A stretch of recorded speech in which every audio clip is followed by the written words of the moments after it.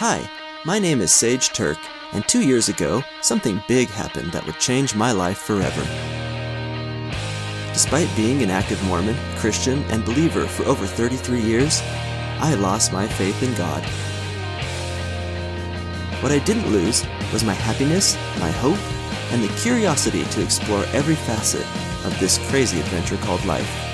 And like every adventure, sometimes we can use a little guide.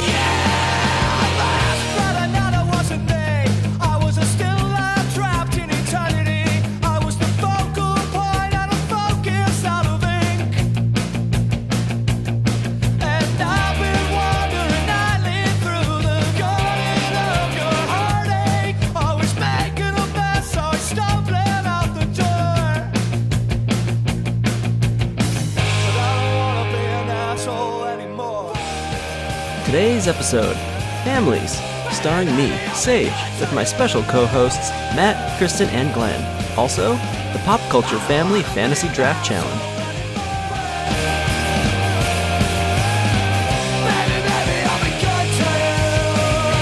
Infants on Thrones presents The New Atheist Guide to Not Being a Total Asshole.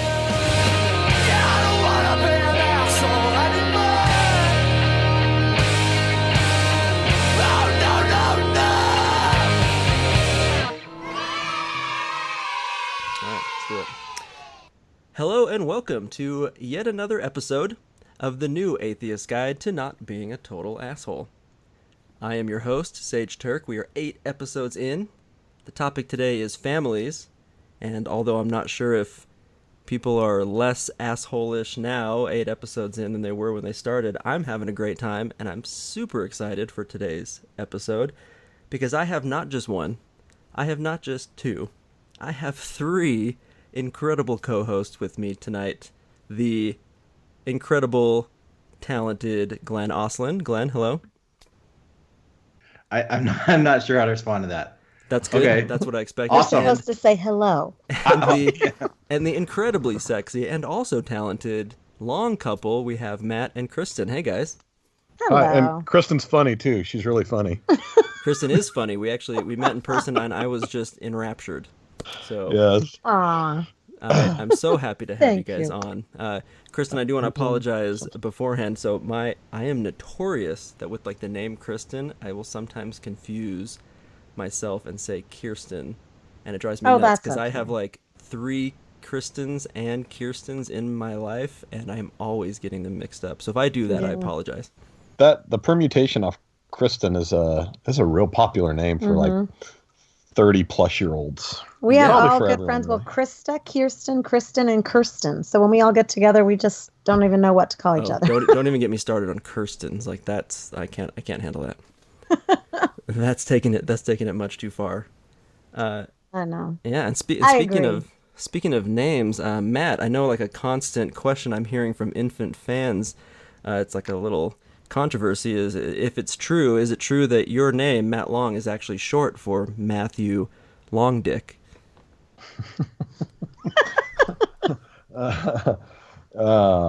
Is it true? Yes, I don't know. You'll have to ask my wife. It's true. Okay. I didn't realize that was going around. I must have let it slip. Guys, you this very is rarely world let it first. slip. We're unveiling. We're seeking after You usually hang on pretty tight. Oh, jeez. So hold on loosely and don't let go. So we're talking families. Perfect segue. Yeah. Nailed it. We're talking families, and we're going to start with a little game. So I have been listening to this fantastic podcast. I just discovered it like 2 weeks ago. It's called All Fantasy Everything, and it's hosted by the incredibly funny Ian Carmel. He's a stand-up comic, and he writes for James Corden. Anyway, this podcast is essentially a fantasy football draft where instead of drafting NFL teams, they are drafting like pop culture themes. So I like that. What's it called? It's called All Fantasy Everything. And so one episode will be like the 90s, and another episode will be Oscar winners who made movies with a lower than 30% rating on Rotten Tomatoes, right? I'm going to check that out. Subscribed. Super funny. It's great. We're going to do a version of it that I'm sure will be equally entertaining.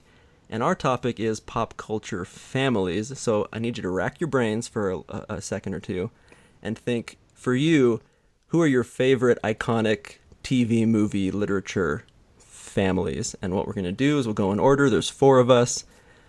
If somebody picks something that you had in mind, too bad, it's off the table. You can't pick it. And we'll do 2 rounds, and we'll do it serpentine style. So the person who chooses at the very end then picks the first choice of the next round. Does that make sense? If not, we're just going to go for it.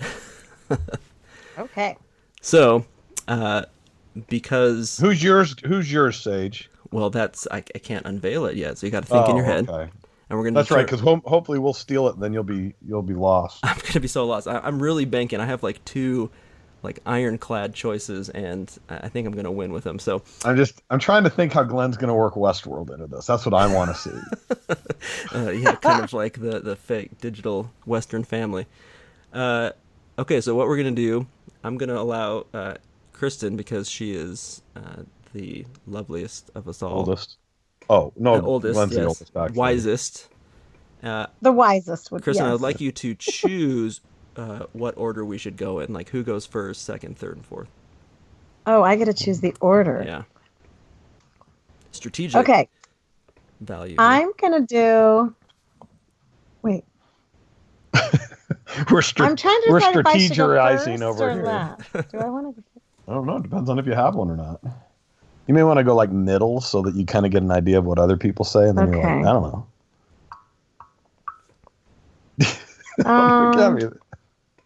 Oh, this has important ramifications for the whole rest of the episode. So I know. I'm gonna let Glenn go first. Okay. Then me. Okay. Then I guess Matt, and then Sage, since you're our lovely. Whoa. Sage in charge. You can go last. That's so scary for me. I think my choices are going to get taken. But okay, it has been spoken, so it shall be. Glenn, you're first up. For you, your most seminal or important pop culture family. I thought it was just the one that we liked the best. Okay, yeah, sorry. That too. Okay. That's what's important to me. Is just what I'm most entertained by. Because I'm going with Dexter and Deb. Whoa! Whoa! Brother sister combo, because that was freaking awesome. That is I a left their chemistry, like just field choice. Loved it. That is controversy right out the gate. I love it. Yeah.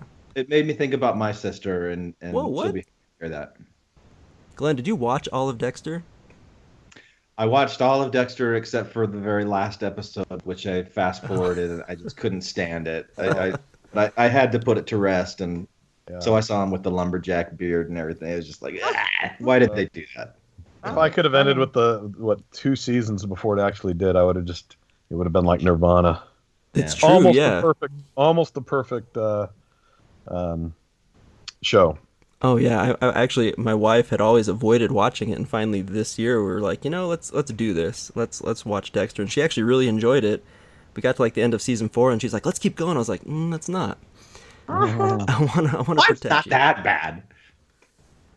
I was watching it at first, though. Like, this is so terrible. I shouldn't be watching this, and I loved it.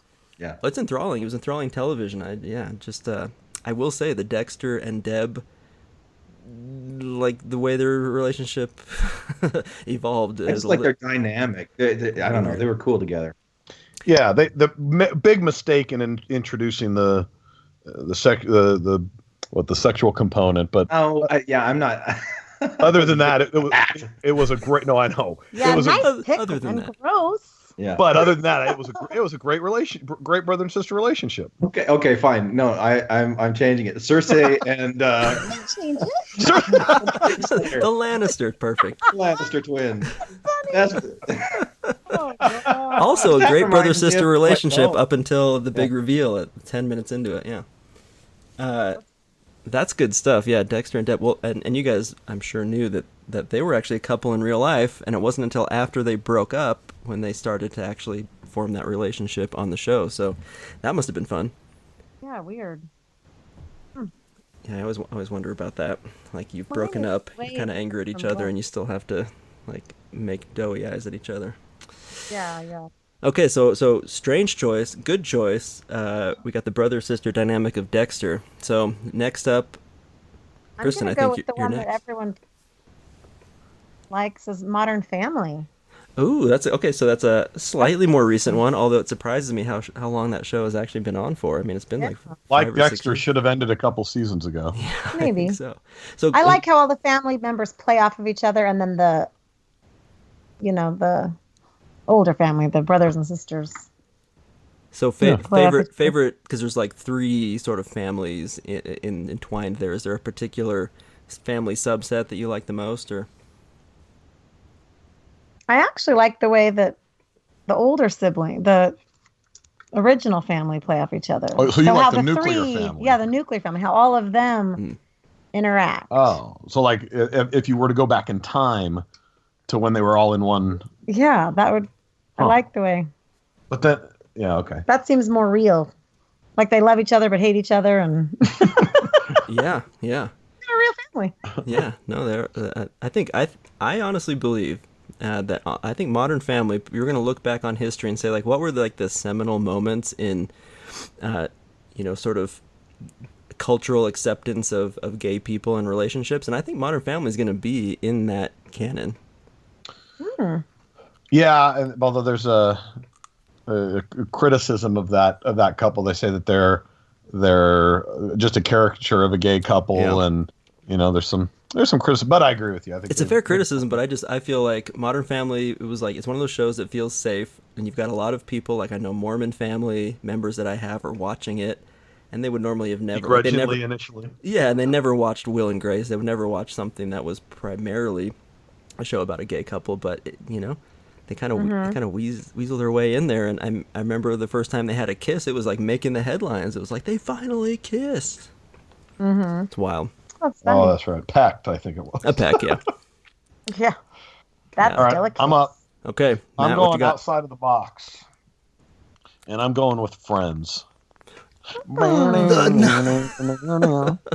Does I that count? love that. Yeah, your day, yeah, your Ross and week, Rachel your are- month, or even your year. Okay, Yeah. so the I mean, not Ross family and by Rachel, choice Monica. dynamic of Friends. Yeah, family by choice, and how But sometimes. also family, and their friends who What do you mean? become family because Ross Monica and and Rachel Ross, Monica and Ross are brother and Oh. sister, That's and right, their Monica and friends Ross. have become family. Yeah, but I'm talking about like the first few seasons of Friends, so not like after people start dating and start having kids. The death to every show is that everybody has to get Marriage and married and children, they have to yeah. get children, and Oh yeah. But Good one. That's I think that's a good one. I like the sort of non-traditional choice where the family is who you choose it to be. I like that. Okay, I'm gonna go, and I just so I can make sure that I get it out there because I think it's important. And Randy would kill me if I didn't say it. I gotta go with The Simpsons, man. That was my second choice. Haha. That's funny. Snatched it. I have a really turbulent relationship with The Simpsons. So my mom actually told me when I was growing up that the prophet said over the pulpit, and of course I wasn't paying attention, so I couldn't verify, that we were not allowed to watch The Simpsons. And it was not until I was 18 years old that I finally decided to look into it. He never said such a thing. No, your mom used lies to try to trick But you. The Simpsons was interesting because it's one of those things that was kind of taboo and kind of anti-family, and over years it became you saw this cultural shift and it became more acceptable and more family entertainment. So that was an interesting arc to watch. Well, and I also found Really. that there was this perception, I think there was a legit arc, but there was also this perception that it was you'd see the screen caps of Homer, strangling Bart, but it's they go to church, he provides for their family, they're always hanging out together. I don't think you could find a more traditional sort of loving family unit than The Simpsons on TV today. Yeah. So that for me was this sort of transformative. I've always loved The Simpsons, and even though the prophet said not to, I did it anyway. You rebel. Secrets out, yeah. Well, dude, now you got to go again. And now I got to go again. Serpentine. Okay, so round 2. So our first round, we had Dexter, we had Friends, we had Modern Family, and we I had like The how Simpsons. Sage is doing a recap of something from 2 minutes ago. This is good. The sports recap. Unnecessary sports recap. My next choice, I don't know if this is left field or not, but I think for me, the family that made the biggest impact on my life, and might sound weird, I'm gonna go with the Addams Family. Ooh. Oh, like the old TV show or the movie? I never really watched the old TV show, so I got to go with the movies. So Raul Julia, Angelica Houston, that weird girl that played Wednesday. What's her name? Christina Ricci. Oh, it's Ricci. Oh, yeah. That's right. So I don't know about you guys. So I grew up in like a broken home. My parents divorced when I was pretty young, and I remember like wishing that I had a family like the Addams Family, because the way that Gomez and Morticia were just like so in love, and they dance, and they like, and it was like morbid but like really touching. I love the Addams Family, man. I wished that I was part of the Addams Family. You know, there's a scene when they go to the kids' performance at the elementary school.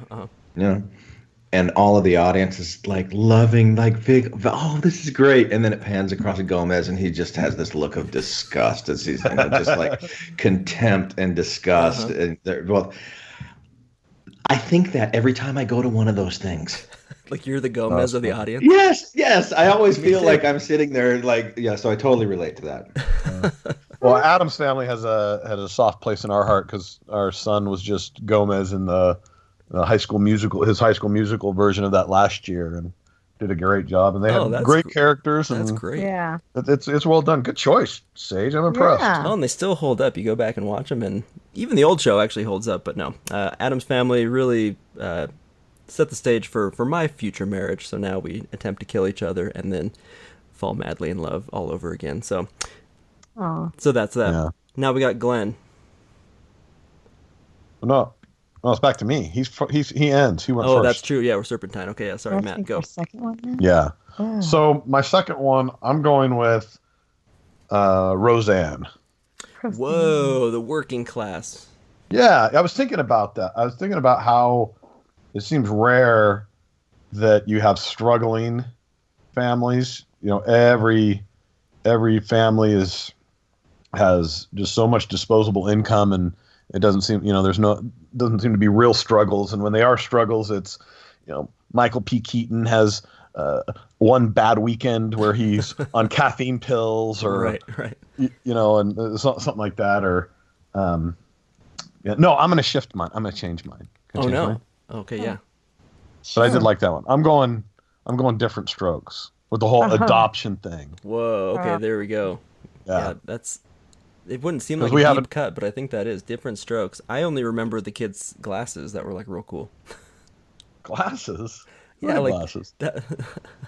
Oh no, that's I think that's when Oliver came on, yeah. like the younger, whiter one, when Gary Coleman was the older brother. No, I'm confused. No, that's right. There was with like an Oliver Light kid. Oh no, but he was like some redhead, stringy redhead. A redhead with the southern, the Texan. Yeah. Right. And he had like those big goofy glasses, didn't he? Yeah. Now here's the thing: different strokes. The Oliver reminded me, like, just to go back to Roseanne for a second. Did you ever... Oliver is Brady Bunch, but I get Oliver is Brady Bunch. Oh, that's another family. I hope I'm not taking somebody else's choice or talking about it. That would actually be a really good one. Did you guys ever watch the actual like final seasons of Roseanne? Yes, where it got really weird and they win the lottery. They win the lottery. Like, you ruined the one thing that made your show good, and then it turned out to all be a dream.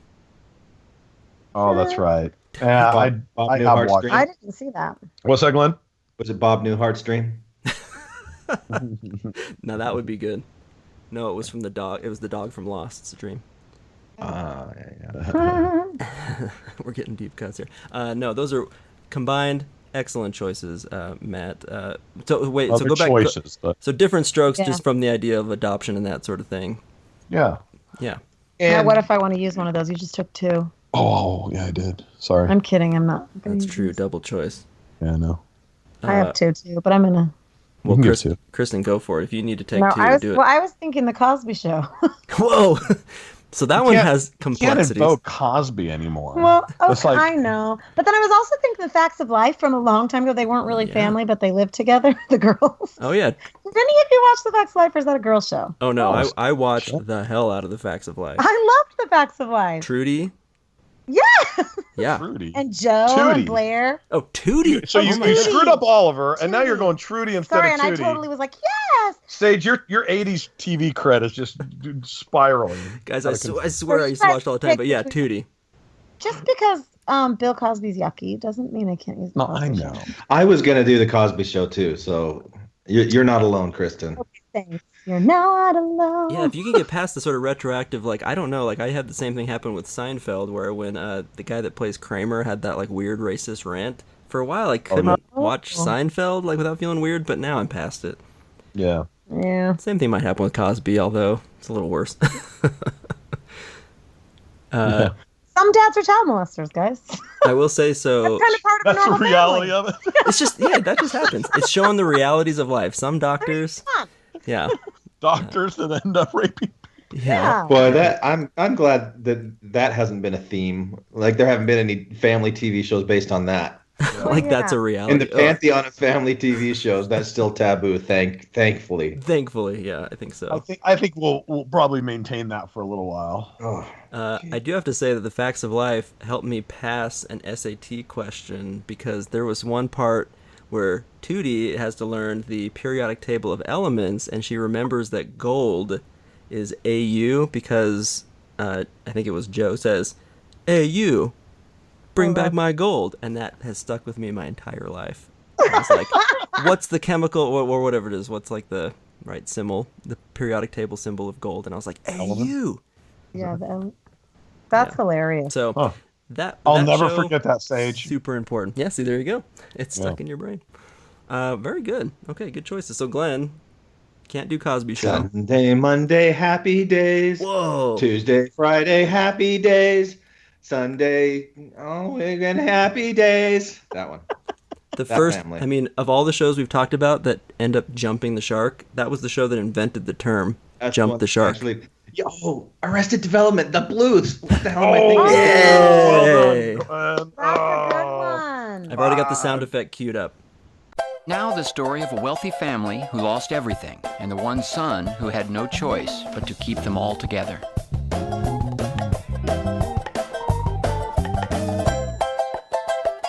It's Arrested Development. Glenn wins this game. No. I have to hand it to you, Glenn. I mean, I actually named one of my children after an Arrested Development character, so I think you win. Yeah, maybe I will too. Ha! Woo-hoo. Rest in peace, George Michael. Yeah, I deleted that meme pretty quickly. Did you see? I did. Yeah. Oh no, did you? I didn't see. that. Yeah, I thought that was really funny, and I posted it. I created a meme. I've only created one meme in my life, and it's that one. This picture of Michael Cera with like an afro and a little mustache, and rest in peace, how George funny. Michael. Oh, that's pretty funny. Glenn, I Yeah. think it made the rounds. I actually saw that posted. I don't know. I took it down because I'm like, but it's because the thing with George Michael, man, you're gonna hear this Christmas song for the rest of your life, and now it'll mean something different. Last Christmas, I gave you my heart. Oh no! Horrible. I mean, he was an organ donor, Horrible. so I hear. Well, he but, died of heart failure on Christmas, and so we're always going to hear that. Wow. Hilarious. But I love hearing these philanthropic stories about him. How what a large heart he really did have, and giving to people and donating and just taking care of people. And so he seems like a super nice guy. Yeah, He he probably sounded went like to an heaven. upstanding dude. Well, gay heaven. It's It's the same as straight There's not a heaven. heaven. It's the same as straight heaven. It doesn't exist. I know. I always thought that gay heaven was another word for party hell.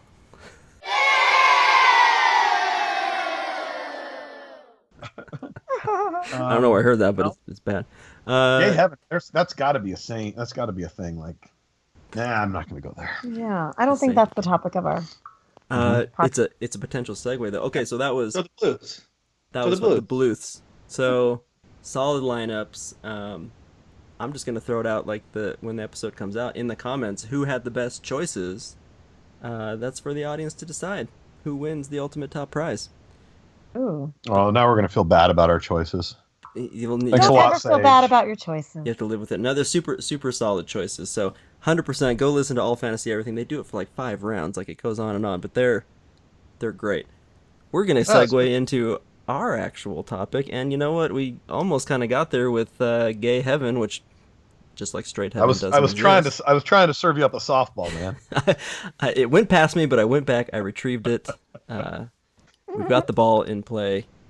We're going to talk about families. We're going to talk about child rearing, and we're going to talk about doing it from an atheist perspective, man. And so, first, I do want to call out a discrepancy that perhaps listeners will be not wondering, because I don't think they think that hard about the podcast. But the name of the podcast is The New Atheist Guide to Not Being a Total Asshole. And I don't think Matt and Kristin, you guys are not technically new atheists, correct? I mean, I guess it depends on New atheists. Yeah, I mean we're a few years in. I'm probably a new atheist though, because I for a while hoped. Well, you're a new out atheist. You've been atheist for a long time. You just weren't willing. Yeah, to now I'm able to say it. Newly embracing it. Yeah, right. Actually, say the word. Yeah. Yeah. I mean, yeah, I've been. I don't know, Glenn. What would you say? It's been. I mean, since we've done the podcast, I think. I'm sure. I don't think I was. I think it was an atheist when we started that. So a little bit before that. So we're talking probably 5 years. Yeah. Okay. Yeah. And at that point, how old was your oldest child? 14.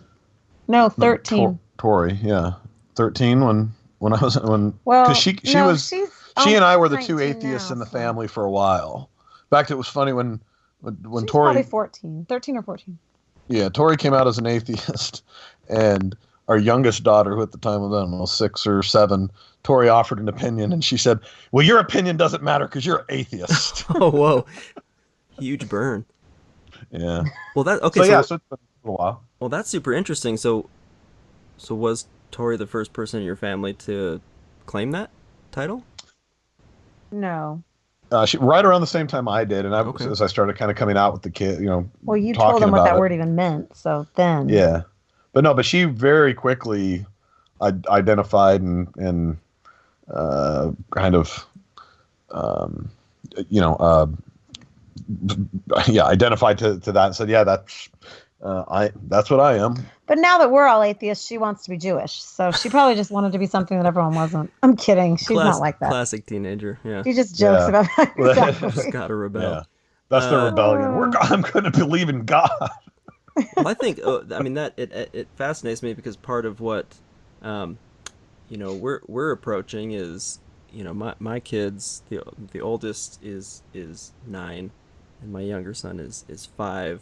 And they're getting some of the inundation from grandma and grandpa, so they're coming home, and my 5-year-old's asking about heaven. But my 9-year-old is now really starting to get pretty interested in stuff, and I can see her feeling a little uncomfortable when grandma's like doing kind of the Jesus talk, and your 13-year-old. So how long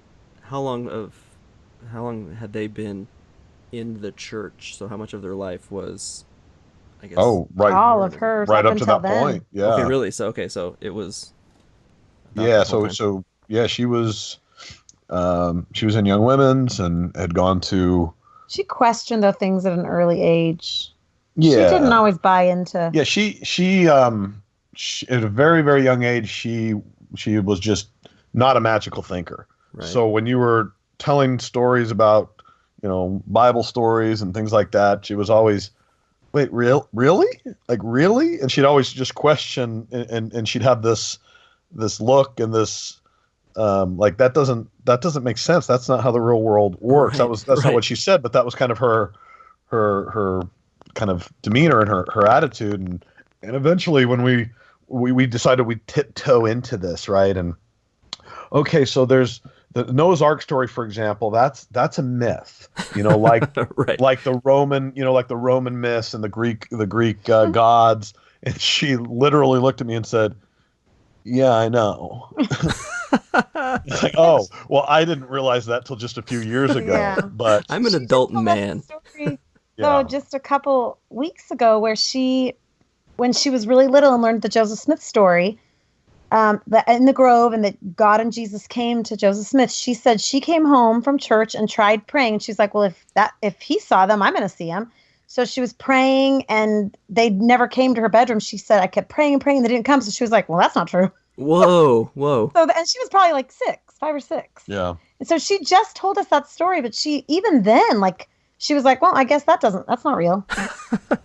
It's such a little, at a young age. So once we gave her permission by kind of, ourselves, she just went with it. And it was a very easy, natural, I'm going to say switch, but I don't know that it was ever a switch. It was just, that was more comfortable and made more sense to her. Wow. Yeah. And it just supports the idea that Dawkins says that there are no, Mormon children. There are children of Mormon parents or children of Catholic parents. And I think there's, by default, kids are certainly atheistic. Yeah. So I'm curious, and this might even be like a whole tangent to go off on, but for her, did she experience, I'm guessing you guys are in a predominantly either Mormon or Christian area. Did that put her at odds with friends or anything? Or was she very open about it? Well, you mean just about the atheism beliefs? Yeah, just like beliefs, or just, I don't know if she was open about it with friends, but leaving the church, I don't know. Her 2 best friends weren't LDS. Right. Or really Christian at all. I don't think they were religious. Yeah, maybe. Yeah. So certainly not religious. But in the area, it is a huge problem. It's a huge problem for like my other 2. It was, we stopped getting invited to some birthdays. Overall, it's been okay though. Yeah. But I think people don't know what to think of you. Yeah, and I think this is the reinforcing the don't be an asshole is our kids are just really nice. They're very much their mother's children, and they're polite nice. and just very nice to people. You're nice too, Matt.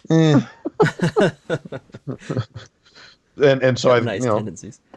Yeah, I'm nice. He's nice to me by saying that. I'm nice to people I like.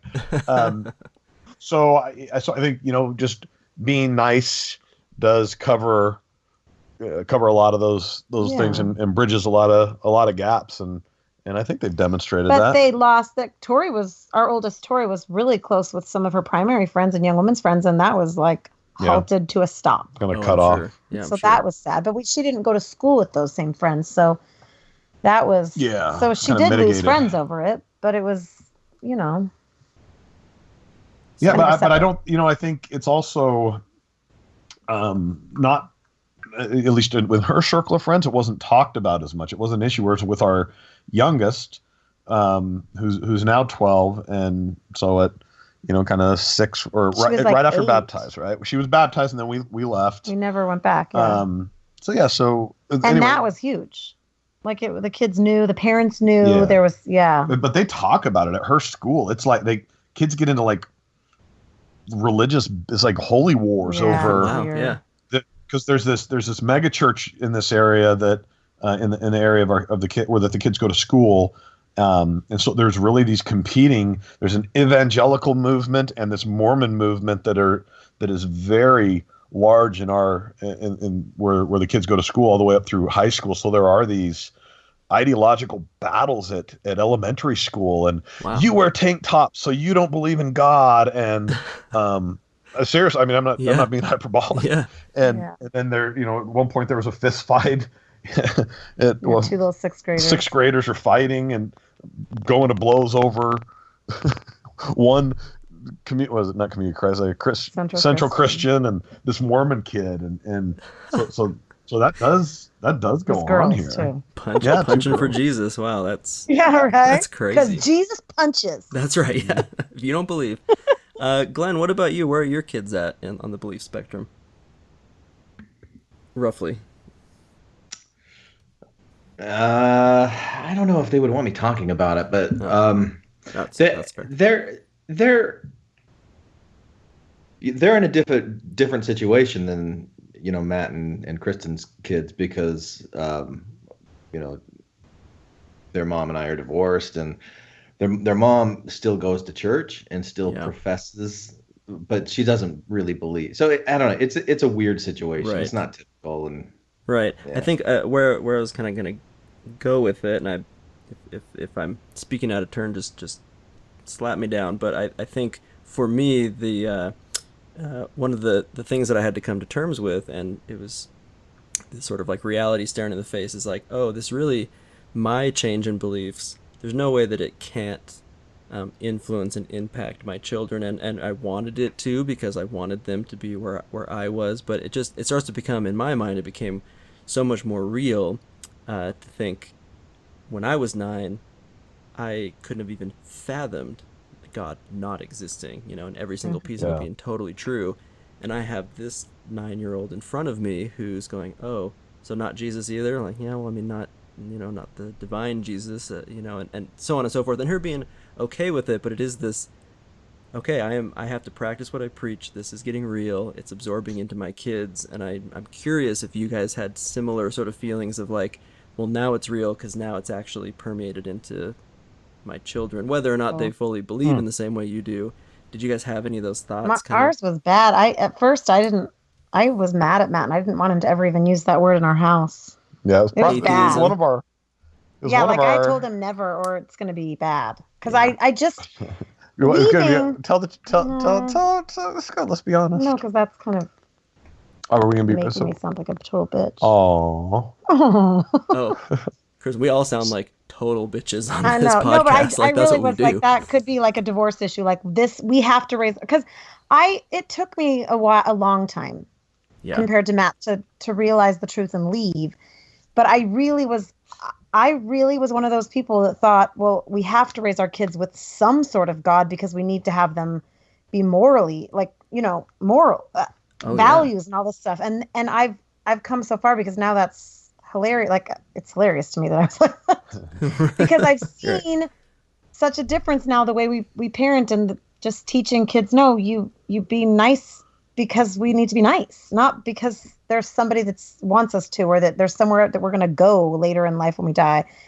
And those kinds of teachings now have made us as a couple even stronger, and our kids just way better kids. Like, it just makes way more sense. But to me, it was hard for me to even fathom that, like, my kids won't be good kids without some sort of this moral basis. I remember it scared me really bad. Yeah, one of my clearest memories of it being so real was, I remember it was my youngest, and we were like, you can't do that. Like, he was doing something, he was being bad or naughty, and we're like, you can't do that. And he's like, why? And in my head, I was about to say, because Jesus said no, or Jesus wouldn't want you to, or because it would make Jesus sad. That's what it was. And I was like, oh, I can't say that. I don't believe that at all. And I found myself speechless. I didn't even know what to say to him, because that was my go-to, like, don't do it because it'd make Jesus sad, because he's 4. And I didn't even know what to say. And that, like, hit me. I was like, I don't have the language. I don't know what to do. So I just told him, we just don't. Like, it's not good. It was kind of because I say so, but that struck me hard, because I felt this sudden, like, oh, I'm diving into unknown waters, and I honestly don't know what parenting even looks like without the big bad boogeyman in the sky to help reinforce your morals, Well, Matt had to even teach me, and it's embarrassing, in my 30s, what moral even was. Like, I really thought of it as this Mormon word, morality. Yeah. And Matt was like, that's not even what moral means. No, I was like, no, moral equals anal sex. That's what it means. Okay. You didn't know? I thought oral was moral. Right on and believed him. Oral is moral. Oh, gosh. Although nowadays it's soaking, right? That's like the cool thing Mormon kids are doing. Yeah, that's totally moral. Yeah, it's okay. As long as you're being nice.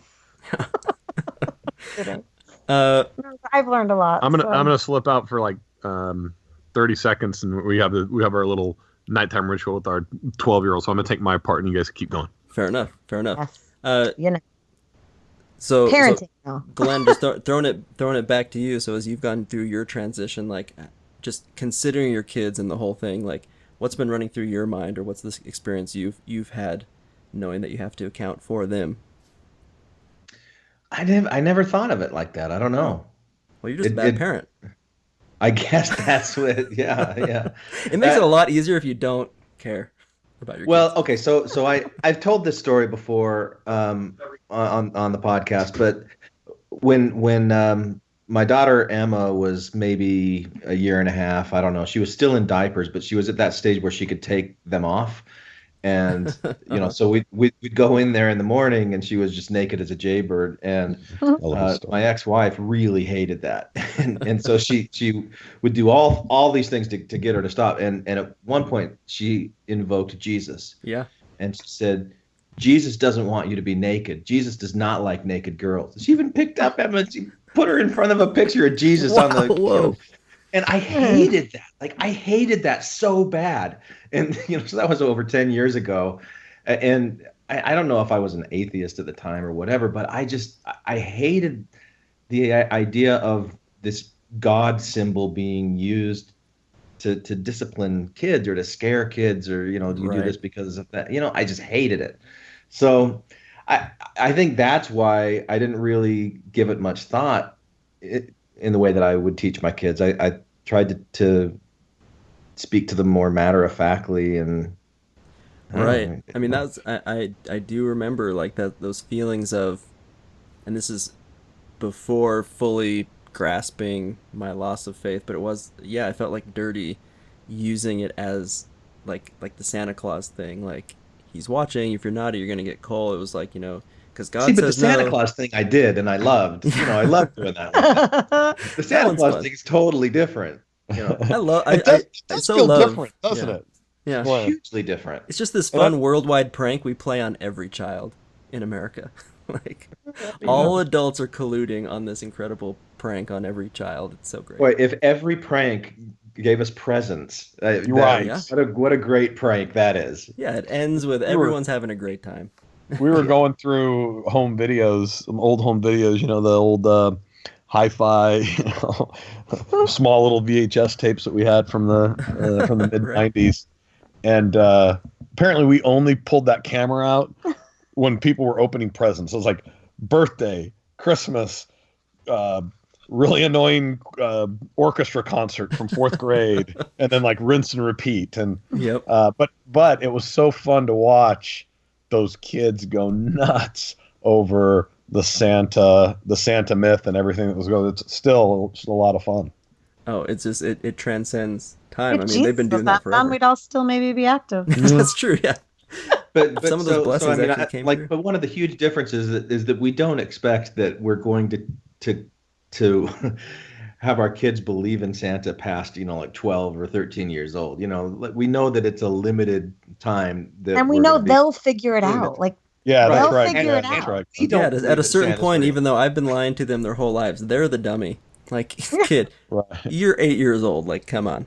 Like, Well, and to watch now the transition from believing in Santa Claus to being Santa Claus, that's been a lot of Whoa. fun too as the kids have gotten older. that's a trip. I didn't even think of that. Yeah, and they love it. To see them embrace it the way we have, is a lot of fun. It is. Like, honestly, if religion could have that kind of separation between belief and reverence and celebration, Yeah. I could do that, because the ritual celebration of Christmas is fun. Yeah. Yeah. Well, and when you talk about religious belief and or teaching the kids, we've been encountering that. It's so fun to teach the kids, and it's so fun now to talk about real things and important things like sexuality, like drinking and substance abuse and these things, as the kids are now as they're in that age. And we've got a 20-year-old who's in college and is kind of past having to get those lessons. But the 12-year-old, we had a conversation about marijuana, alcohol, and why it's a really, really bad idea to do it until you're 25. And I found it so much more compelling. And we'll see if this is right. I think it's going to have more effect doing it the way we did it, rather than, Joseph Smith cries when you have a drink of beer.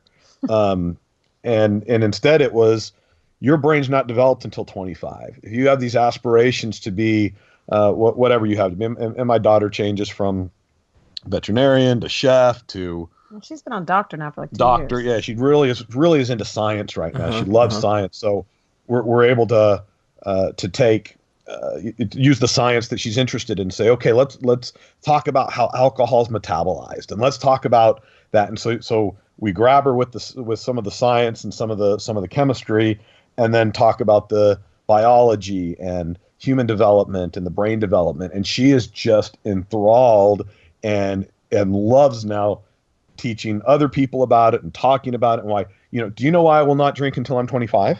She just tells everybody. Right. And it's just weird for a 12-year-old to say, but then she gives this incredibly incredibly mixed cocktail to you. Yeah. Which she does.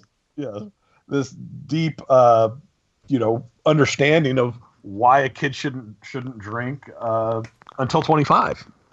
So that it's almost easier, because I feel like if I can't explain it in those ways, especially now your 4-year-old stage, I think it's important for sometimes I think that non-believers get a little too think, well, I really need to explain this, to my 4-year-old. Yeah. No, sometimes you need to say, no, it's just because, and it's because I'm the adult, and it's because you're a kid, and there are just certain that's going to be enough right now. You're going to bed because I'm telling you to. Yeah. And you need sleep. But beyond that, as they get a little older, especially this 12-year-old age, has been so much fun to really be able to have adult-like conversations. And I enjoy the contrasting the way that I was treated, and am still treated in many ways to my parents. I mean, I am always treated like this kid. I've never feel like have become a peer with my folks. And I think that's kind of the way especially the Mormon Church does treat people that way.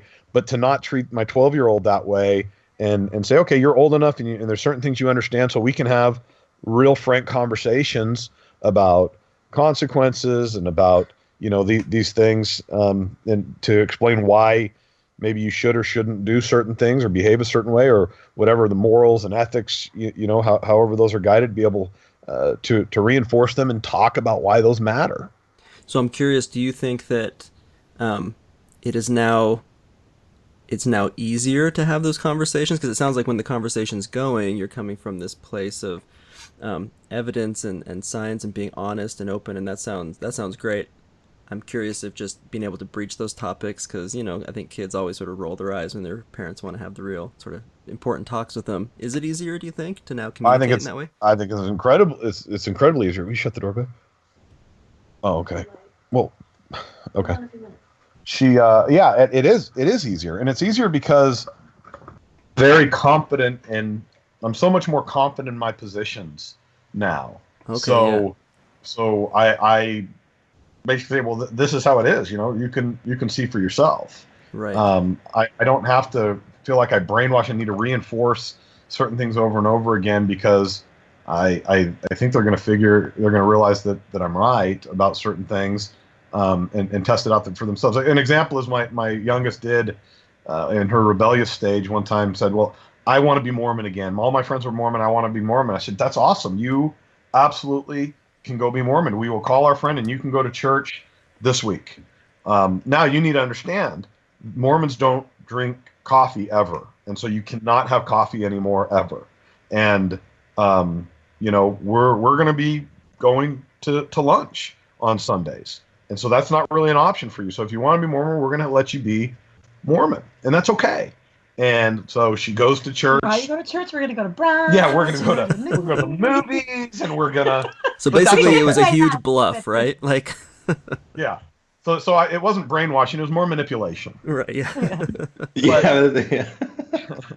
But she. But it was her choice. She did. And she's her choice. She went to church and she came back. That was so boring. I was like, right. Yeah, I don't need to tell you this is why it's bad and this is why you're going to figure those things out. A lot of those things, if we just let you be. So I do think it has been easier for us, but at the same time, we have probably easier kids than a lot. Yeah. I mean, we've been very, very lucky, and it has nothing to do with I don't know. I sometimes wonder, is it really us? Is it really what we're doing? Is it the genes? Is it the, just the circumstances, whatever? I don't know. It's whatever. They really are thinkers, though. They think and question. Like they were those kids that asked tons of questions when they were little. And I think we've always let them ask questions. And I think that helps them be thinkers and think through things. So when they started hearing our ideas and,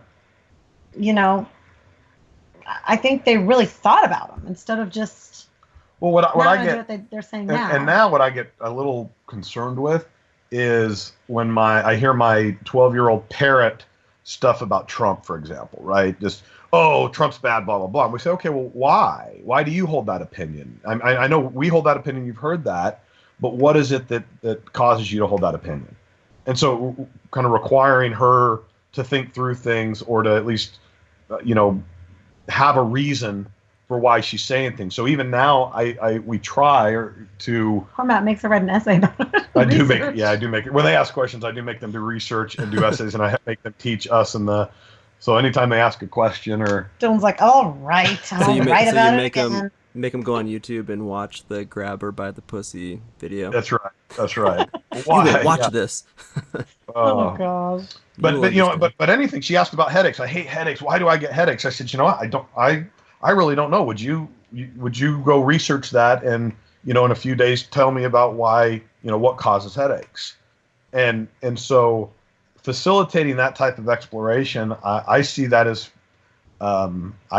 atheistic. I think that's whatever kind of a skeptical approach to the world and trying to understand things, and that's kind of what even perhaps more than anything, leaving the church and abandoning some of those very safe and rigid rules and standards or whatever has said let's go actually learn and let's figure some of these things out. Some of these things out for yourself. There are these tools are available to you to learn a lot about the world. So Kristin, I'll ask you, because I know it sounds like Matt maybe embraced this faster than you did. What for you is maybe one of the harder sort of mental transitions? Was it talking about sex? Was it this new attitude on, things like your child praying, like when they're sick or hurt? Was there anything that was difficult for you kind of moving through that transition? Honestly, I think it was the fear of not being able to see Matt and the kids again if something died. I've always kind of had this fear of dying. Mm-hmm. And that really was all it was, it was almost that selfish, we have to keep believing because you wanted to live forever. We have to live forever together. Yeah. And it really took my mom's death, I think, to really help me work through that and realize, wait, my mom I'm never going to see her again, but she's in me and I see her when things remind me of her. And that really made it all okay. Yeah. Because then Matt and I talked a lot through this time, and he really helped me through that hardship, that going through death and not really wanting to believe, but not. And I knew I didn't, but I still was like, oh, I want to. That's really, it took me a long time. That's really where I think, if I'm not mistaken, when you finally clicked with, okay, I'm an atheist. Yeah, I don't believe. So it took the death of your mom. Even months after, I kept in my brain, I was like, but I know I don't believe, but I didn't want to say it out loud. I still want to believe, but I knew I didn't. But then Matt and I just would always talk about it it makes it even better now. Our relationship, everything with our kids, everything is just, this is all we have. And we're going to be the best we can to each other and enjoy moments now. So we have memories that will live on. Yeah. And it really, finally, one day I was like, yeah, I'm an atheist. I'm never going to see my mom again. And I'm okay with that. And I'm not going to be able to see my kids or Matt again if we all, when we pass. But I'm still going to have them. We've embraced other things with so when my oldest did come out, and she and I were the only atheists, and we kind of had this little bond, we'd fist bump and stuff. And the rebel crew. Yeah. Yes, right. And what we started doing is, as everybody would leave, we would do Harry Potter spells to each other. I thought you were going to say drugs. So it's ride motorcycles. We'd smoke cigarettes. Yeah, instead of bless you, praying, or we would do a little fake one and do a expecto patronum, or Yeah. and it became kind of a thing, and it was a way to send a message of, I thoughts and prayers, or I wish you luck, or be safe, or whatever. So we do that, and that's been that type of stuff has been a lot of fun, and I think we've applied some of those things about praying for a sick child, or wanting to somehow control things, but understanding you can't. So instead, you communicate it that way, and the kids like it, and they seem to have embraced that, and they get it. They get what that communicates. When you pray over your child, when you bless the child, and I personally was a big fan of blessings, and I'm still a fan of blessings. The idea of getting in a space that you can communicate something very intimately where you otherwise wouldn't do it. I think there's something very powerful that the Mormon Church has in doing a hands-on blessing where you're talking to somebody else on behalf, for your child or a loved one, where you say things that you otherwise maybe wouldn't. And so we try to do that as well. Try to still take some of those pieces, but it's applied, a little differently. And I'm going to say it's more real in that we've stripped away the magic, the magic of it. And so, and in your guys' case, and I can imagine like sort of listeners who are out there, and it is certainly a fear. I hear it all the time, and there's a lot of anxiety around how it's going to affect their family and those unknowns. I hear about like the sex talk a lot. It's just like, what do I even say about it now? Because I have no clue, because we're so used to being raised in this certain paradigm. But I can see a lot of hope coming from this. Like, you guys embraced it. Your kids are okay. Like, you guys are on roughly the same page. I'm curious Glenn, do you have a slightly different perspective? Like, it sounds like maybe there's more complexity in your situation. Like, honestly, I don't really even know why Matt wanted me to be on, except that we love each other. Hey, I want to hear the family you choose. I want to hear exactly. No, but like, I'm just like blown away at everything that Matt and Kristin are saying. Like, I just love it. I just want to hear from them. Yeah. Okay. Well, You're sweet. Well, and you the other reason I wanted you on, Glenn, because you know us, and you would probably keep us in check and make sure we can verify. Make these little inappropriate comments about Dylan passing out cocktails that I hope gets cut. Oh, stop. No, but she loves that stuff, and I do think so. Okay, that's a great example. Another thing that we do, Sage, is we have embraced the ritual of cocktails, right? Of mixing drinks and serving drinks, and so we will do virgin cocktails for the kids, but we do it with the same flair and get really nice glasses. Or when we do chocolate milk or not chocolate milk, milkshakes or these types of things, we take it and we put it in a really nice glass and give them the experience of that ritual of having something like a cocktail that adults do, and it gives them a chance to, I think, recognize that it can be done safely, responsibly. They see how we do it, and we talk about that, how ritual, and how I enjoy that part of it.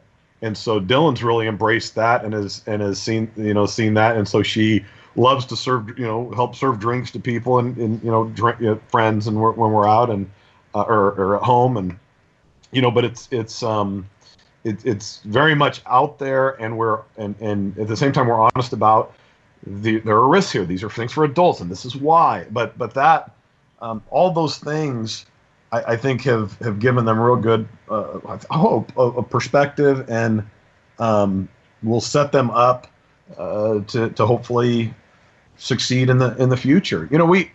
Chris and I have been talking recently quite a bit about how sometimes we talk. Yeah, about how only on podcasts. Yeah. How grateful we've been, or grateful. That's such a Mormon term. We're Oh, so you grateful. Can be grateful. Mormons have the corner more than that either. Yes, they're the only ones that are grateful, Kristin. Holy. They, about that we were teetotalers until our 30s. Yeah. That we didn't really get into drinking until we were at least 33, 34. And we've been a little nervous about the kids as they've, if they get started a little earlier. So we're trying this. We're trying to be very open about it. Very, let them at least see what that, culture or what that hobby is and what it's not and what it can be and what it should be. And see, we come. I have a family member who is as bad of an alcoholic as could ever be. So I have a real reason to be fearful of that, and as they've seen that, and so we have that conversation too, to be able to say, yeah, this person who we love has a real problem with alcohol. He and there are real pitfalls to that, and you need to understand that. But it can be done. It can also be done positively and with friends, and it can enlarge experiences. But, there's a time and a place. And this goes back with like the sex talk you were saying, Sage, and really anything is, if you, instead of thinking it more of this, that's bad and that you're not supposed to do that till, blank, marriage or whatever. If you we've really just tried to approach everything logically, like, wait, why yes, it's bad to have sex when you're 13 years old and 15 and, there's risks and all those things. So we instead teach them all of the logical things about it. This is why this sex isn't safe and until, you're older and mature enough. And even like curfews. Okay, Jesus doesn't go to bed at midnight. Why is it, why is it better to be home by 12 to 12:30 when, there's drunk drivers out there, just everything. Like if you just start approaching things with reasonableness and like thinking through things, we try to parent that way instead of this magical like no's and yeses to because somebody said so. It really, I think the kids listen more too, because there's reasons now. And when I teach when I teach trial advocacy, for attorneys and talk about strategies and how to do certain things. One of the things I teach is it's sometimes it's less important what you do as long as you have a very specific thought out reason for why you're doing it. And in many ways, I think parenting is the same way. We get caught up in, well, this is the right way to do it. And I love people on Facebook who everybody's got it all figured out and everybody has an opinion. And I think it's that especially when it comes to parenting, it's hard and it's complicated. And each kid is different. So right. Different. So much variability. So it's more important that you have a thoughtful reason for why you do things and why you're setting certain boundaries and rules, rather than otherwise it just lends itself to arbitrariness, and the kids get a little confused or they get frustrated and they get I think nervous and uneasy because they don't know what's coming at a certain time, or they don't really.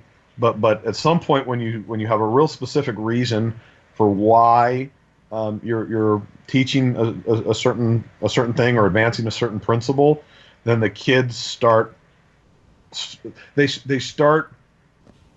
understanding what principles are in your family and what principles are with you as a person, and they either adopt those or they reject them. And again, if my kids disagree with me, I just hope that they have a real thoughtful or a thought out reason for why. And that's kind of the constant principle. I'll say again is when it comes to parenting. And I'm not, look, this isn't 100% of the time, man. I mean, if I could do, if I can do it 80-20, right? 20% of the time I'm arbitrary and I'm dicky and I'm, do really bad things with, that I would otherwise not like to do with my kids, and all that happens. But if 80% of the time I can do that, I think I'm gonna be doing pretty good. Yeah, I mean, it's like premeditated parenting, right? That's exactly what it is.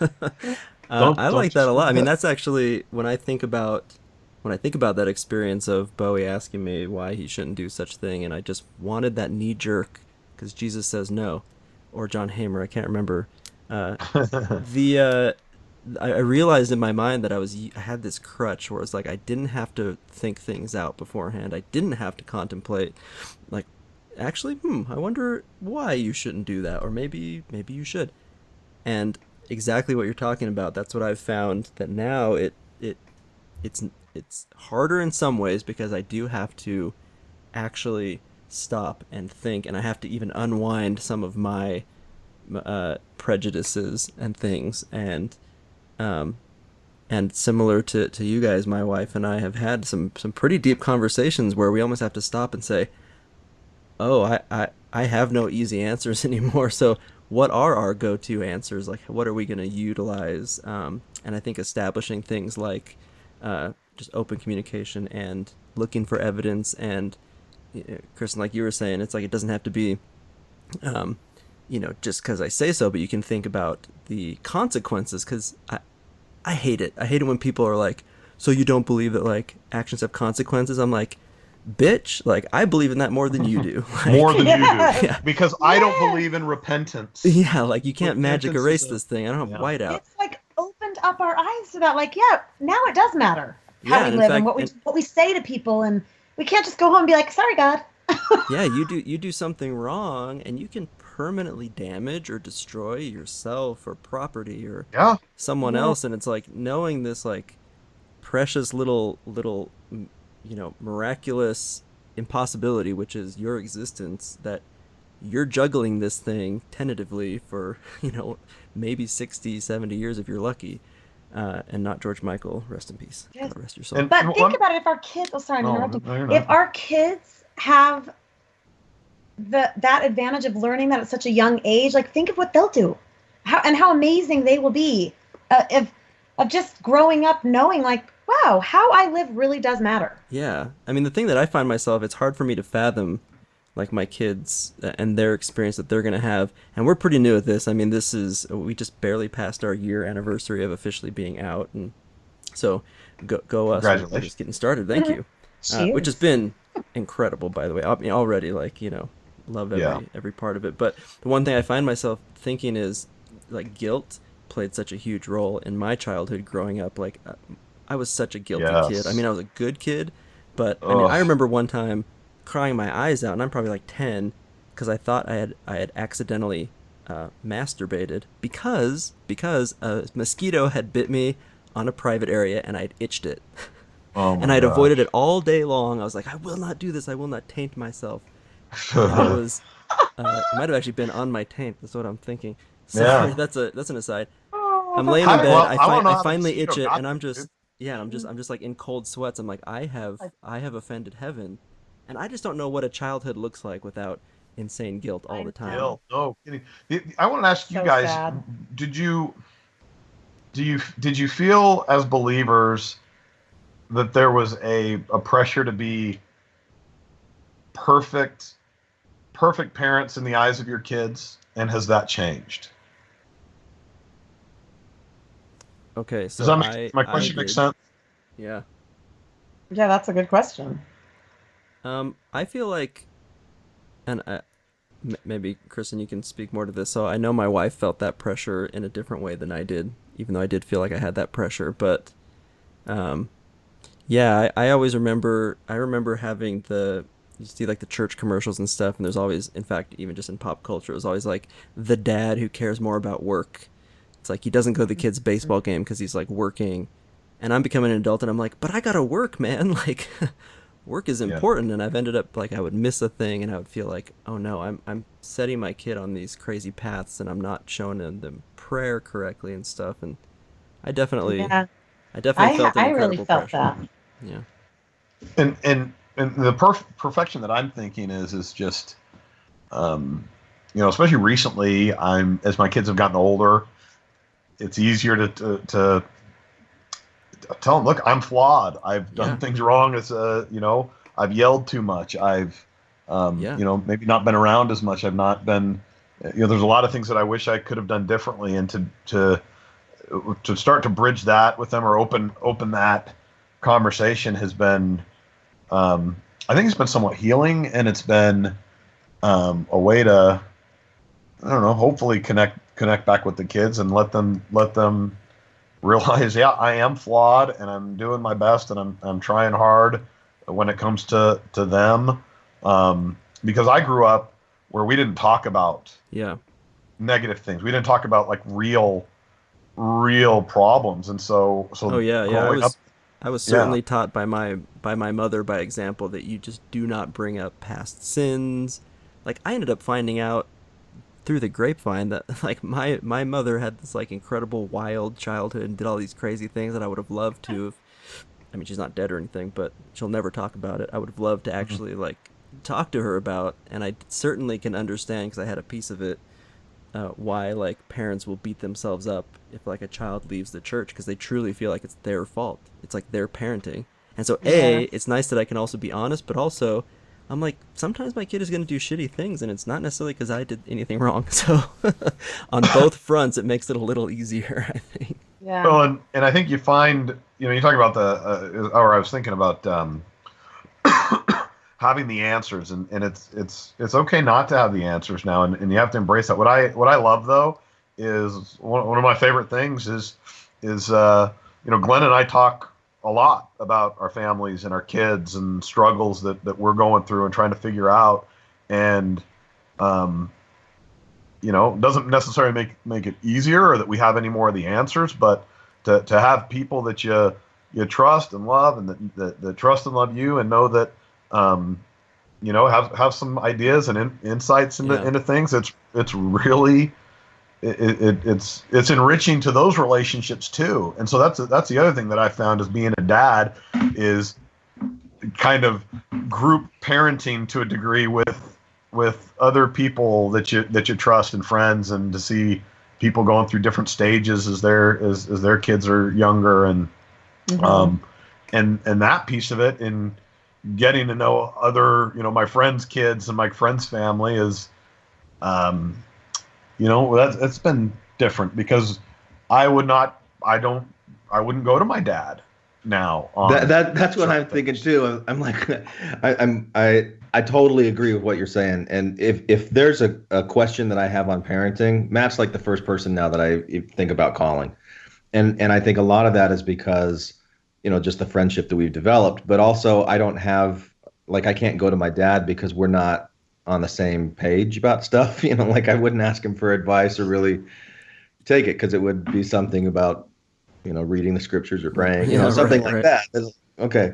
So we've formed that bond. And I think maybe that is something that, for atheists, how does this impact your relationship with other people?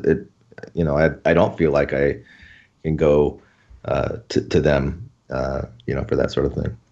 So, and I also feel like there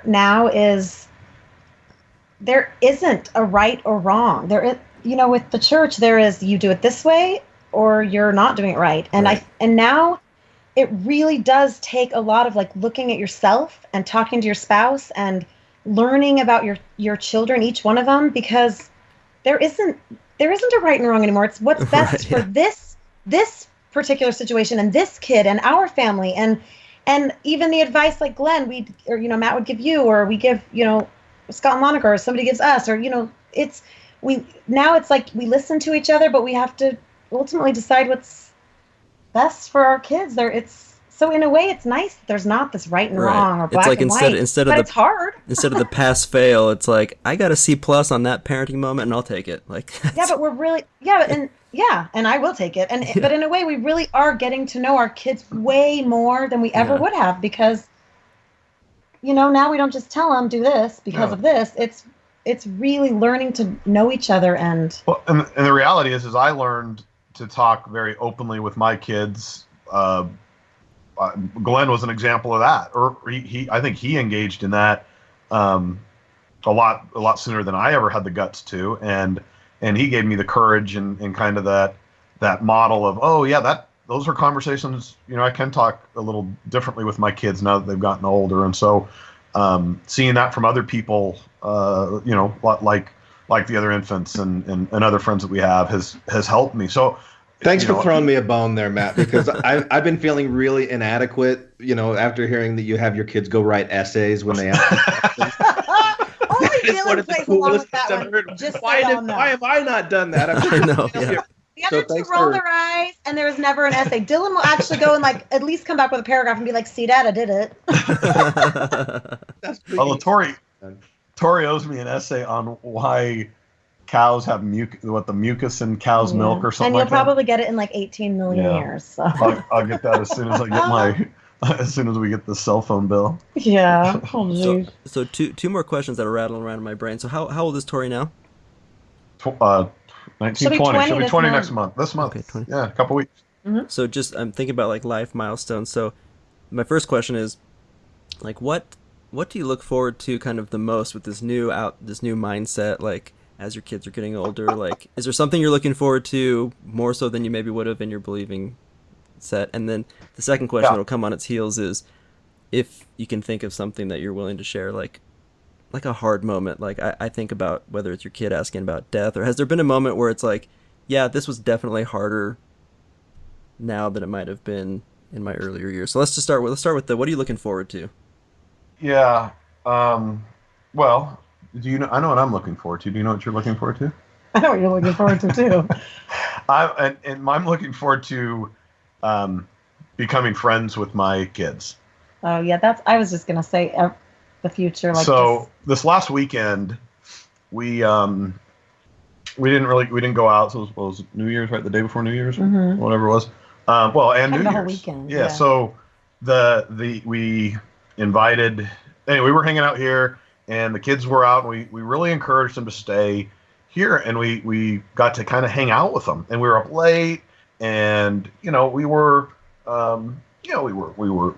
We were drinking, not heavily. We weren't drunk, certainly, but we were having a lot of fun, just talking and going through music and doing these things. And then the next day at New Year's, we had some people over and the kids, and they brought some of their friends over, and it was just fun to see these little miniature adults now. These and interacting with them, and it was really fun. And I thought, well, this is how it can be. And now, and as they get more and more become peers, to have that and to hang out with them, that's what I'm looking most forward to with my kids, is transitioning from the adult parent relationship to a sort of friends relationship. And then something will happen. I'll think, maybe I don't want to be friends with my kids. Maybe I don't want to.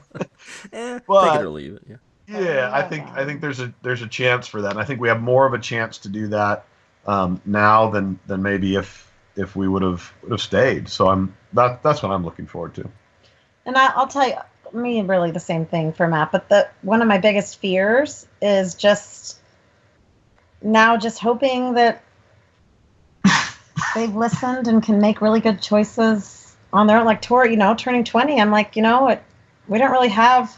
We can still try to give her advice, but she's, even though I want to say she's on her own, but she's freaking living with us and we pay for everything. But, you know what I mean? Now it's her time to move on, and I just hope that they'll make good choices and be good people. Yeah. Kristin got really close to mine. Mine is financial independence. Oh, yes. It's important. As like a milestone, like a life milestone. Yeah. Like that. Those are the moments that I really look forward to.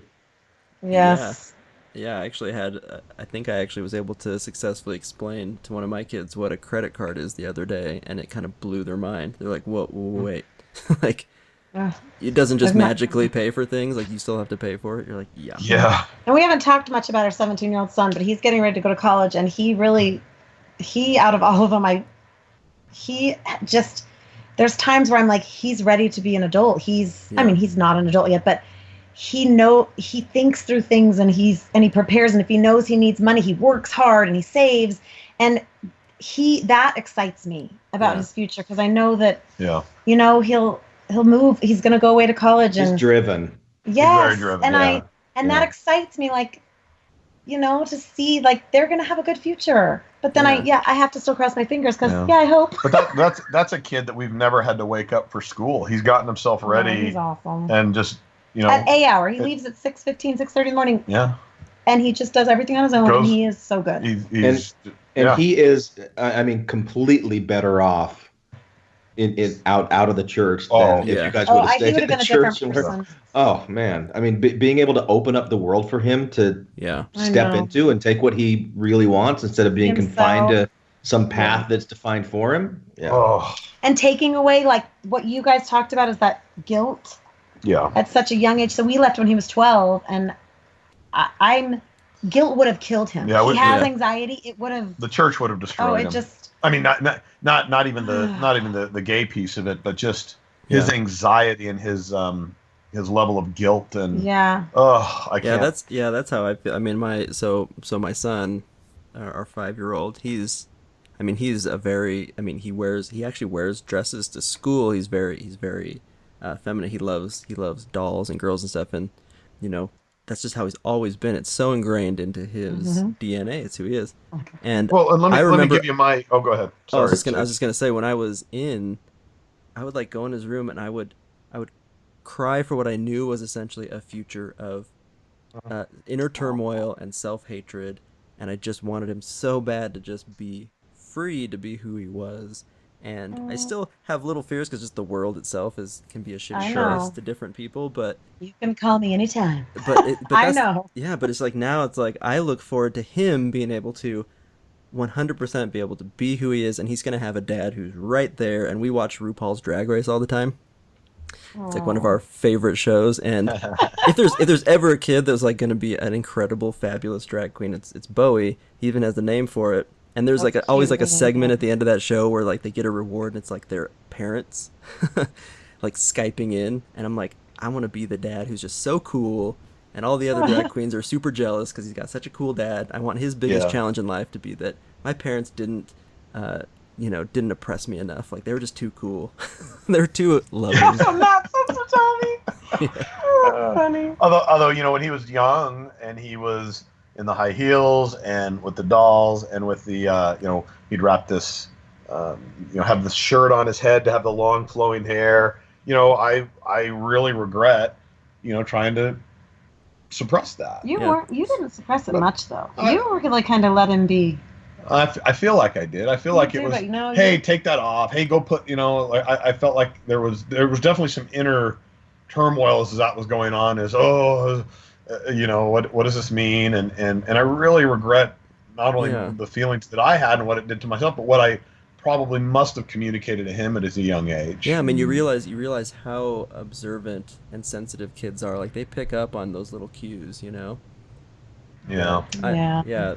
And I mean, and on that same note, my daughter, who's this incredibly like smart and really thoughtful, and she's just this great kid, and I had similar thoughts with her where I was just like, I don't want her to ever feel like she can't be what she wants to be, and that she's like a second-class citizen, but she kind of has to be. And God, that's what I just look forward to seeing what it's like living vicariously, I guess, through my kids, to like live a life that you're not having to like kick against the pricks, if you will, to use one of their terms. Like you can just thrive, at least at home.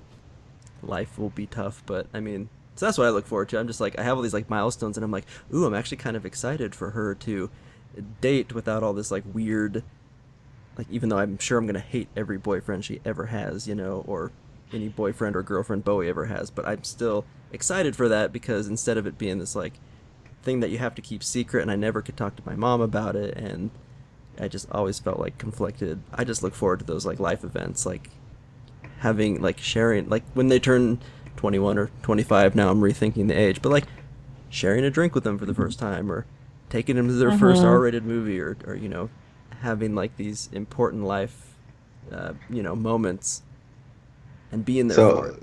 That sounds awesome, Sage, and it probably will be, but kids will still lie to you. Oh, I'm sure. Like just because you're open, it doesn't mean they're gonna be open with That's you. right. No, if they've got my DNA, like they've got a long way to go to be like super open. Super cool, Sage, but you're still gonna be their dad.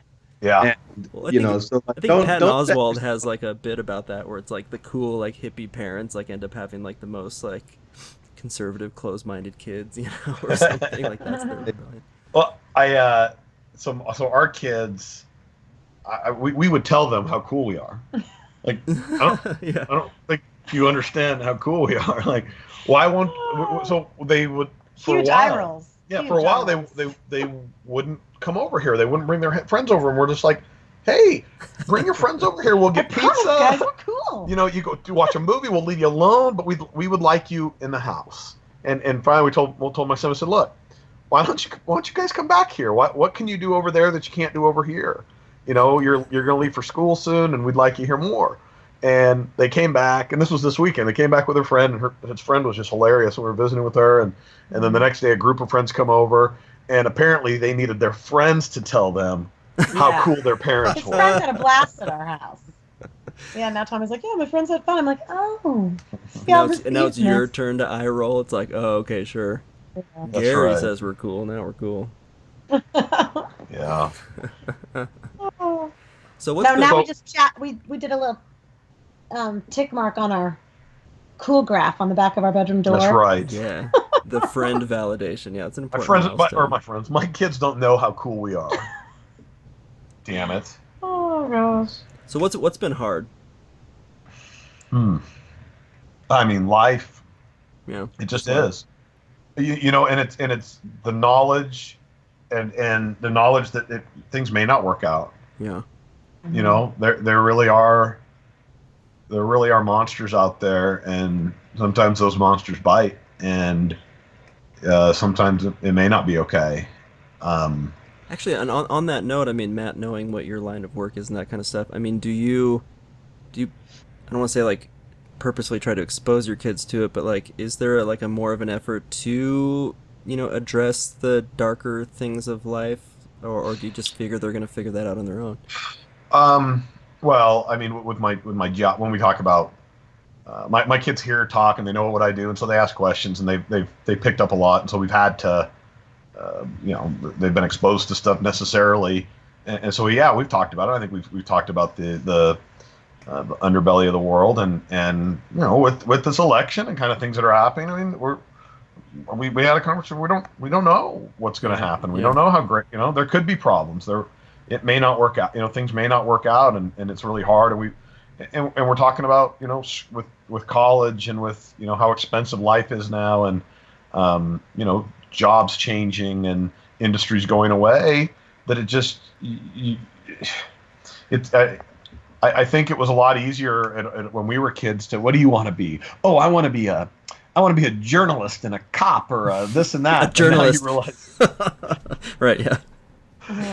we just had this conversation, I think, but No, my 20-year-old daughter wants to be an investigative journalist, and so that's what we were talking about. Is that even really a Right. option anymore? Yeah. Yeah. Maybe on like E! Entertainment or something. Yeah. Yeah. and even my son, who's into just very talented. I mean, he is, but at the same time, he wants to be on Broadway, and he wants to do these things. And we talked to him about the reality of that, what that lifestyle can be, and how challenging it can be, and how unlikely it is. And even if you make it, it may not be fun. And so we do talk about those things. So I don't know if that's the hardest thing, or if life is hard, and I think I realized just how difficult it can be for adults who have no business being adults. And this is something Glenn and I talk about with our kids who are close in age, with 20-year-olds who are able to do things like adults, but really probably shouldn't yet. It's been really hard for me as their mom, though, because they will say things to me, and I don't know if they're trying to manipulate me or if they really feel this way, but it makes me sad, is that they don't think that I'm supporting them then. Like, Tommy will use that, you just don't support me then. And I'm like, no, I love you so much that I'm trying to help you, have a good life as an adult. But it's hard. Like, I want them to know that I love them and support them. And I wish that this life could be full of fairy tales and you just go do whatever you want to do. But we all know as adults, that's not real. So it's hard for me because I want them to know how much that we support them and love them, but we want them to have financial independence. Absolutely. So important. That's what's driving all of this. Cannot be said enough. No, yeah.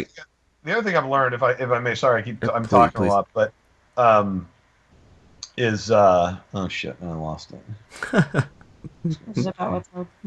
Yeah, it's about what's hard. Your wiener. Nah. You can edit that out, Sage. Matt Long Dick strikes again. If it comes back to me, The thing I was just gonna say to Kristen, what you were talking about, it's like there's certainly, you know, that difference between support and enabling and, you know, like needing to be the adult. I mean, that's one thing that, you know, we were afraid of, I think, as a couple, like Rachel and I, was just like, and before we really understood, you know, the complexities of what morality really is and ethics and that kind of stuff. It was this sense like, well, now what's to stop them from doing all these things, and, you know, how do we instill senses of like right and wrong? And I just remember that, you know, there was that little piece that's like, well, I guess, can I even say no? Because like now it's just like anything goes, because you have those like kind of straw man atheist caricatures in your mind, and I see our kids sometimes like push on those things like a little bit, you know, and they're young, so they're not getting to some of like the real heavy stuff, but we know that's gonna come in the teenage years. Yeah, you know, and I do want to acknowledge, we live a pretty charmed life because we've avoided, you know, major disabilities and accidents and, you know, things that other people have to deal with that, you know, makes what I'm saying bullshit when people are dealing with real problems. Yeah.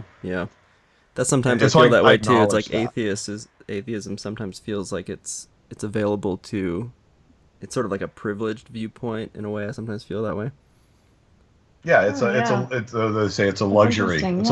It's in many ways it is, but Like a luxury of the wealthy. if one of my kids right now like had terminal cancer, like it'd be pretty hard to stick to my guns, I think, or maybe it wouldn't. I mean, I don't know. At this point now, I almost feel like I would. I don't think it would. It's, be you know, easier. there are many atheists in foxholes, and Yeah.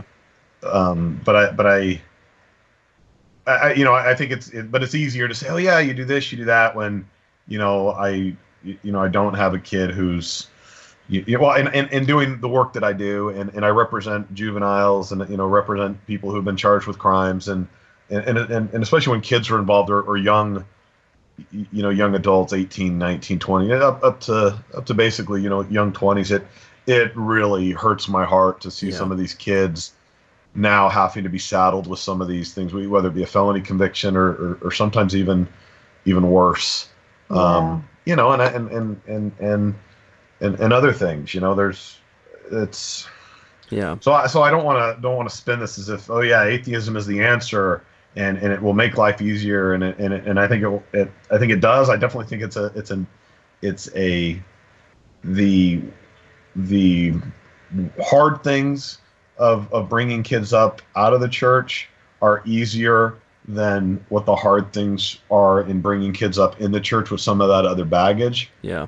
But that's certainly not to say it's easy. And again, we have a charmed life. We're on the same page, for example. The fact that in and of itself, that my wife and I have been on the same page for as long as we have, has really made all the difference. And that is simply dumb freaking luck. Yeah. And my dad, a couple weeks ago, I think I said this on one of the infants podcasts, is we were talking about a family party that I was complaining to Glenn about not wanting to go and not wanting to be with my family and all this, and I ended up going, and we were talking to my dad a couple of days after that, and he just, I don't remember what set it up, but he said, "You guys are clearly happier than you've ever been."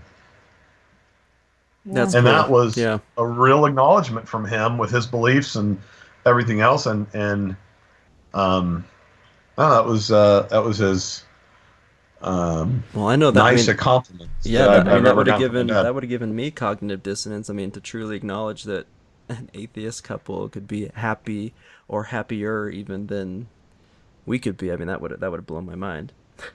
Not even that long ago, which is crazy to me.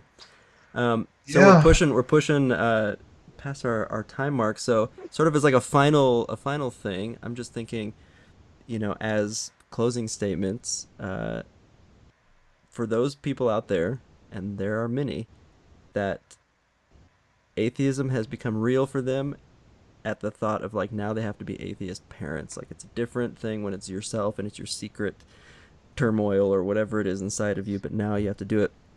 Like what would you say if you could just sum it up to those that they know they need to take this step, it's who they are, it scares them. What would you say to those that are facing the prospect of being atheist parents? And we'll start with Matt and then Kristin and then Glenn, jump in. Okay. What I'd say is the fear of embracing it is a lot worse than the reality of it. And once you rip that Band-Aid off and just go with it, it's easier, it's natural, and you realize, oh, that wasn't it. It's like jumping in a pool. It's jumping in a cooler pool, not a cold pool, but that first couple times of summer where once you get in, it's going to be fine. But getting in the ocean is not fun, especially once you get up to your balls, man. It's like, oh my gosh! But if you can just Baywatch it and just dive in, it's going to be easier than tiptoeing in. That's my advice for people who are fearful of it. And I think that's made all the difference. Is being more, the longer I go along, the more comfortable I am in my skin, and the more comfortable I am because I have the language to articulate it, and that's been helpful. But that's my advice. Yeah, I think that's great. Kristin, what about you? I think I would say, of course I agree with everything Matt said, but I also think that it would have been easier for me if I would have trusted and known that my kids are smart kids, and I think all kids are. It does help to marry a teacher, by the way. Yeah. But listen, kids will know if you're not truly being honest with them anyways, or sense something. So, like Matt said, go with it and just know that you'll have good conversations. There will be hard times, but better to be honest and let them see who you are and really learn who they are instead of having this like wall between you and your kids. That's going to be, I think, harder on a family than just really letting your kids see who you are and teach them because of those beliefs, Yeah.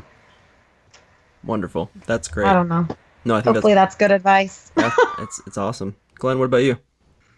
Well, I think, when you leave the church, one of the biggest things that you leave behind is this group, right? This community that you're a part of, people that you know and respect. And so if you're able, to Matt's point earlier, if you're able to find people that see the world in a similar way to you, also atheists, and develop a relationship where you can talk to each other and you can have a support group, because you lose that support group when you leave the church, and that's hard. So because when you let go of that belief in God, you're also letting go in a lot of the certainty and where do I go when I don't know the answer to thing. I get on my knees and I pray and I plead. All that is gone. So where do you go? Get some friends.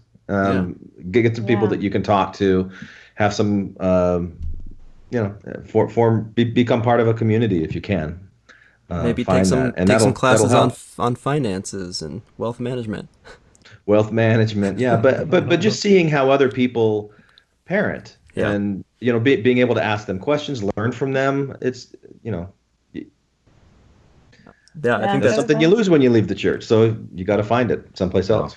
Yeah, you got to make up for that. I think for me, my final thought is, I've been thinking about this for a while. When I was in the church, and it was not that long ago, I realize now that I was only half there when I think about who I was as a father and as a husband, and the sort of like love and presence that I had when I compare it to what I had now.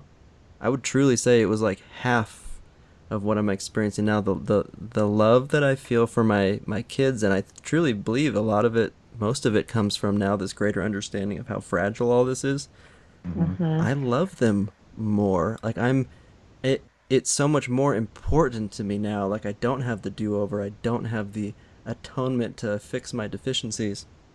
And I would not have it any other way. And if I was to look anybody in the eye that was afraid to be there, it's like, you don't even know who you are as a parent yet. You don't even know who you are as a spouse. You will be so much fuller. You can have so much more true love, meaningful love.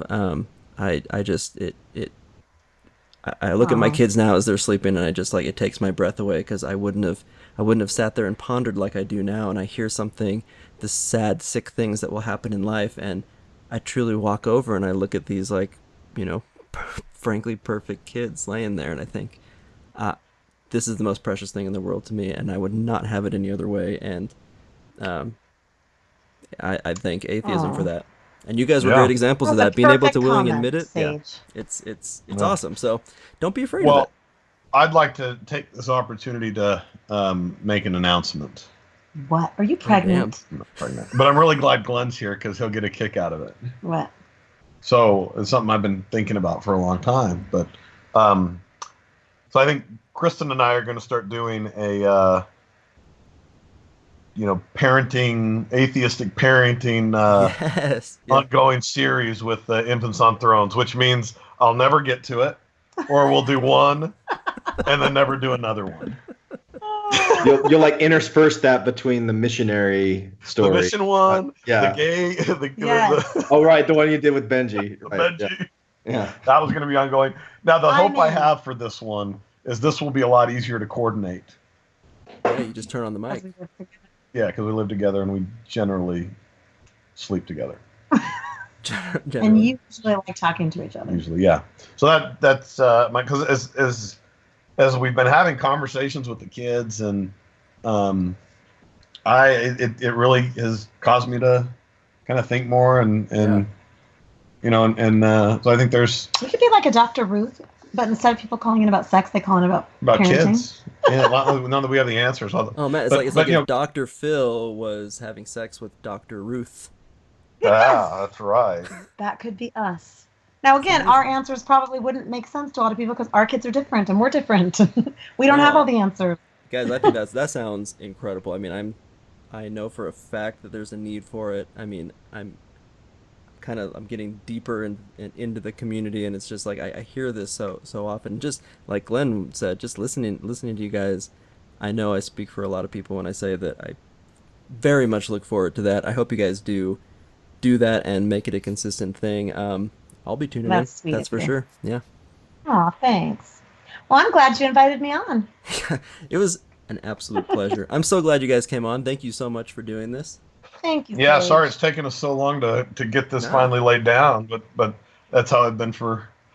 There's really, I've got like 4 or 5 really awesome podcasts that are in the hopper if I could actually ever pull the trigger and get them pulled off. But the last couple months have been challenging. Well, now the mic is all warmed up, so all you gotta do is just go for it. So. That's right. Guys, thank you so much. Appreciate it, and we'll talk to you later. All right. See ya. Okay. Thanks, guys. Thanks, Sage. Thanks, guys. Bye. Yep. Have a good night. You too. So, what did we learn today? We learned that while families aren't forever, being the atheist parents of potentially atheist children doesn't have to be scary or negative or anything goes. In fact, it can be more honest, more loving, and more fulfilling to base our parenting on logic, evidence, and the precious fragility of life than it ever was as a true believer. It may not be easy to be an atheist parent, but thoughtful contemplation of the standards, ethics, and morals that you want your family to follow can help prepare you for the challenges of life that we are all sure to face. And finally, we don't have to do it all alone. Many atheist parents have come before us and raised honest, responsible, caring children, and all around us those numbers are growing. So get out there, give your kids a big hug, and enroll them in a personal finance course already. This is Sage saying, family, Isn't it about time?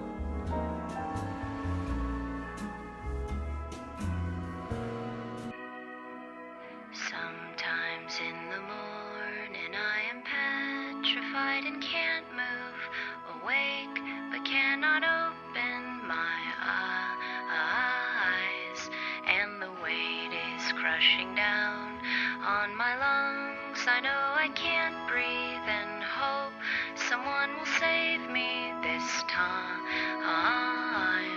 and your mother's still calling you insane, and I swear and it's different this time,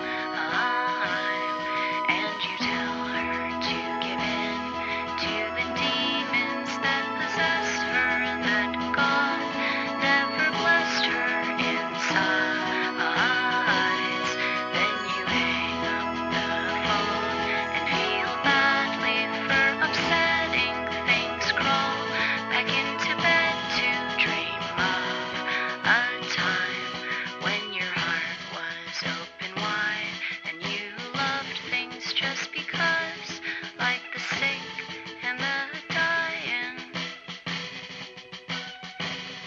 And sometimes when you're on, you're really fucking on, and your friends, they sing along and they love you, but the lows are so extreme that the good seems fucking cheap, and it teases you for weeks in its absence. But you'll fight and you'll make it through, you'll fake it if you have to, and you'll show up for work with a smile. You'll be better and you'll be smarter and more grown up and a better daughter or son and a real good friend. You'll be awake, you'll be alert, you'll be positive though it hurts, and you'll laugh and embrace all your friends. You'll be a real good listener, you'll be honest, you'll be brave, you'll be handsome and you'll be beautiful. You'll be happy.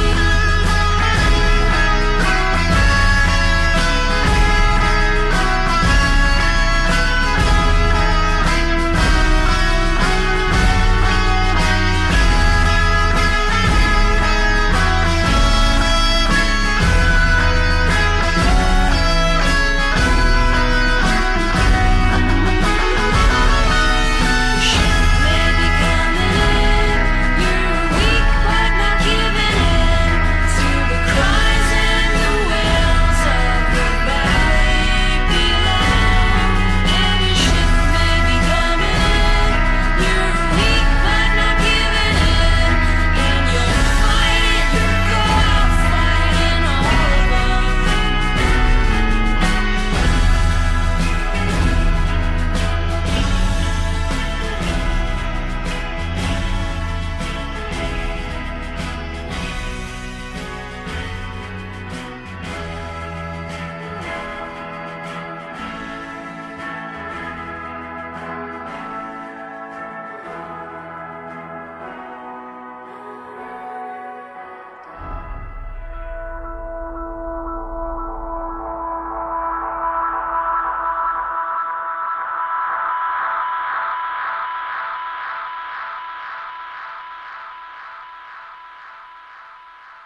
Thank you for listening to Infants on Thrones.